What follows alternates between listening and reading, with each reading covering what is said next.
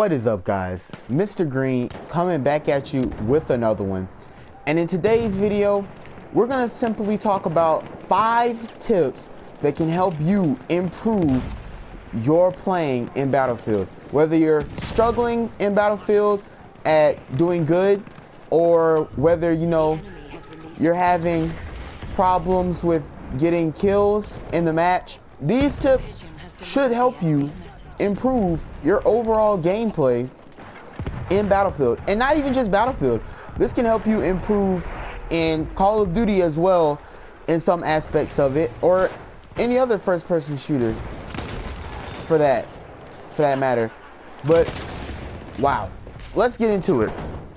The first tip that I have, and this is for almost any video game, not even just first-person shooters, but it's to play music.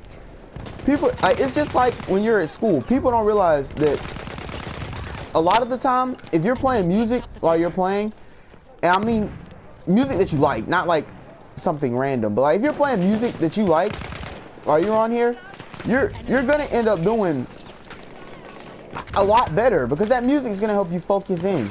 It's just like kind of like if anyone listening plays any type of sports or anything, like when you're listening to music before a game, you know, you're listening to that music to kind of focus in.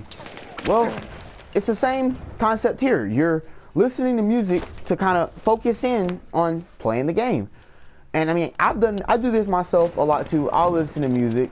Now, I haven't listened to it as of late, or at least while I'm commentating, because it's kind of hard to listen to music, talk, and play. I mean, talking and playing is hard enough as it is, but listening to music, talking, and playing, I just never see that day. I just never see that day coming. But, you know, give it a try. Definitely give it a try, listening to music. Now, on to tip number 2. Tip number 2, and this really applies to Battlefield. I haven't played Call of Duty in so long that I don't know if this even still applies in Call of Duty, but it might. And it is to flank/know your hot spots on the map. And what do I mean by that? By that, I mean, when you're on here, you know, playing and running around, say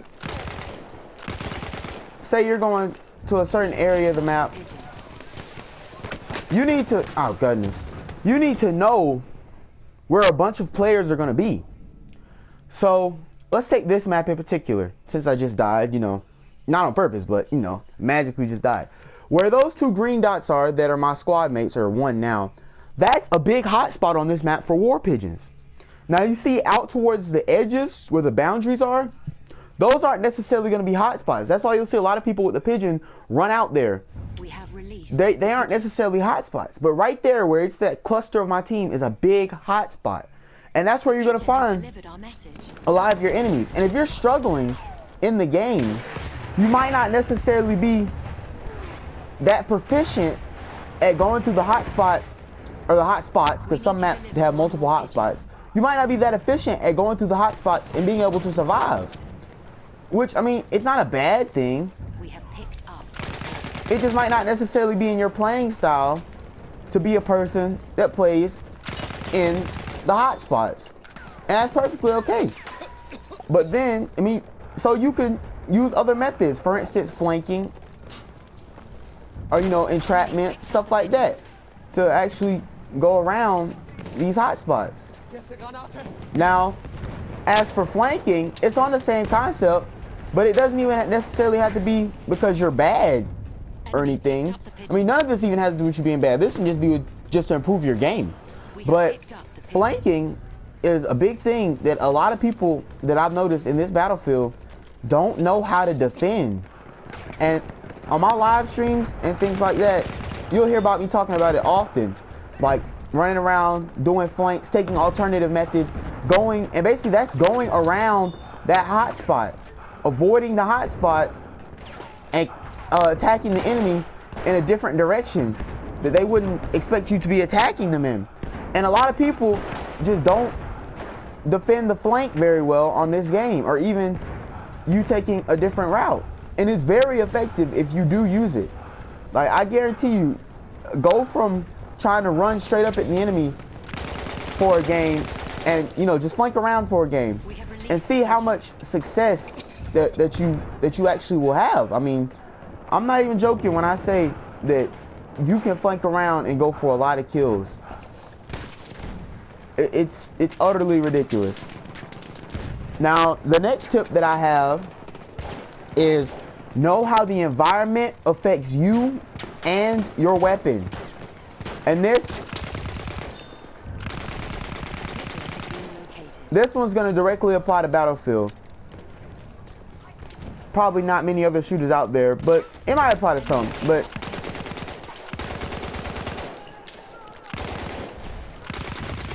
it's mostly going to apply to Battlefield. And the reason for that is there's a lot of different elements of the game that can affect your aim and that can affect how you're able to perform in the game, like suppression and things like that. And these are things that you just really have to be aware of whenever you're playing, because if you're not, they can really mess you up. And for those of you that don't know that play Battlefield, suppression is it's hard to explain, but kind of what I'm doing right now, how I'm shooting at these guys over here, I'm suppressing the snipers. And basically what it does is your screen will kind of get black around it.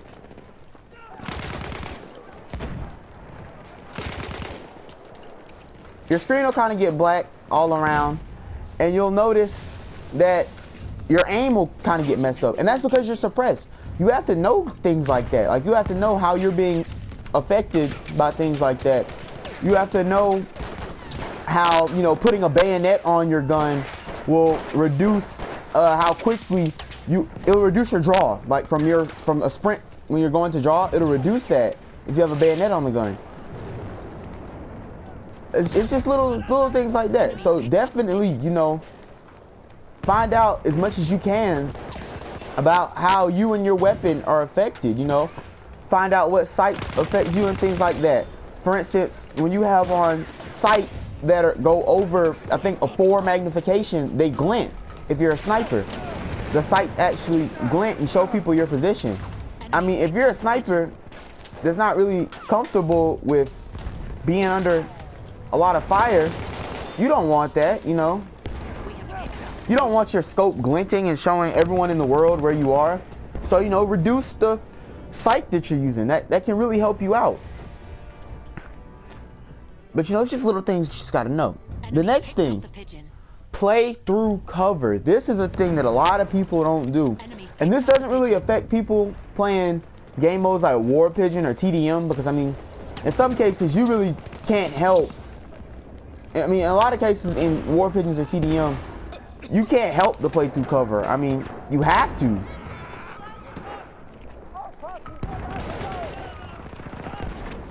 Like, oh, that was horrible. But I mean, you have to play through cover because you're surrounded by nothing but cover. I mean, if that makes sense. However, in some of the bigger game modes, like for instance, Conquest or something like that, it might be a little harder to play through cover, just due to the fact that, you know, you're running around, you're trying to get from place to place. You might be trying to go to a point that's across the map, but it might not be through any type of cover.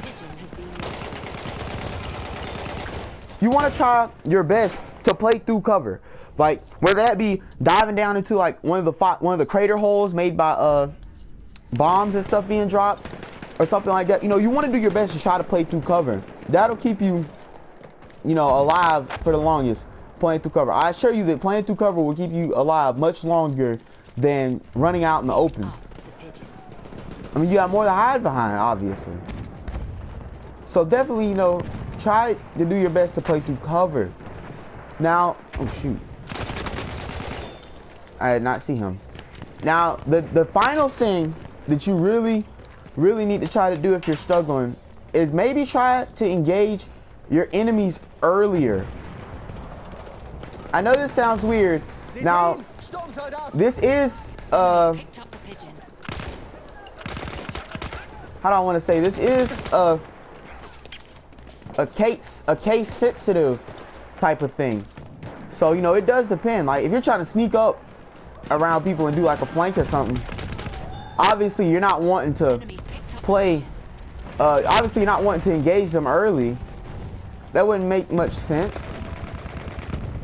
would it? Oh gosh, that wouldn't make much sense, would it? Obviously, I mean, you're trying to sneak up on them. You wouldn't want to be engaging them early. However, say it's you and another enemy, you guys are one-on-one. What's the point in waiting until you guys get, you know, what's the point in waiting until you guys get mere feet or meters, whatever, you know, orientation you're in, to engage them? You might as well engage them like right then and there. That was a prime example. Even though I couldn't see him coming around cover, had we been in wide open, that wouldn't have happened. I would have engaged him at a much further distance. But he came around the corner, so I had to engage him at such a close distance. If you spread out the distance of your engagements, there's almost no chance, unless you're using a weapon that's just made for short range, there's almost no chance, if you're engaging first at distance and you're accurate, now let me put that in, and you're accurate, there's almost no chance that they're going to have to respond unless it's multiple ones of them, or unless they just have a really, unless they have like a one-hit weapon and you're, say they have a sniper rifle and you're in a sweet spot, and you know, they just get lucky and pop one off, or you know, you end up getting too close and they pop off with a shotgun, or they move and you know, you have to go over there. There's almost no chance in them, though, you know, surviving that if you get that first engagement at distance and you do it correctly. But either way, I hope that this helps for all of you out there that may be struggling with any type of issues with your gameplay, or you know, even if you're not struggling, maybe this will make you better. But this is Mr. Green 58. This has been 5 tips to help you improve yourself in Battlefield. I hope you enjoyed this video. If you did, please drop a like, drop a comment, like and subscribe. Mr. Green 58 signing off.